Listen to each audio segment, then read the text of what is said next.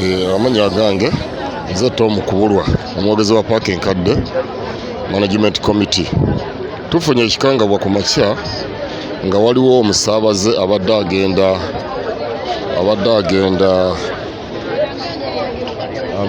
Kaliro Iganga, naye abadde ne munne batambula naye abadde amuwerekeddeko, naye batuuse mu mmotoka ku stage, ageza otula mu mmotoka wamutuuzizza, ageza okwesanga afudde.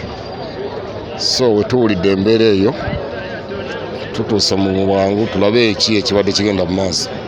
Tugenza okwesanga nga kituufu omuntu akoze eki nga afudde.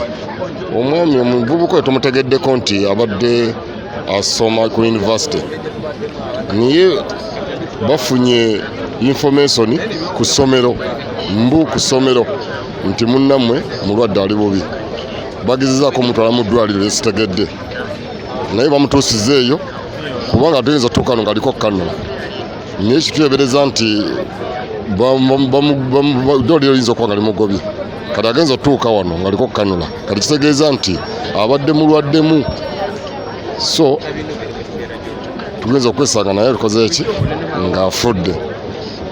Tugenza okunoonyereza ng'omuvubuka oyo bamuyita Magooli Bumaali, aweza emyaka 23, ate nga mutuuze w'e Lubuuka. Kati awo mu bwangu ne tuwira poliisi essimu negiraba ekigenda mu maaso, naye essaawa yali kati ssaawa zino ze tuliko poliisi yali kola ku mbeera eriwo essimu.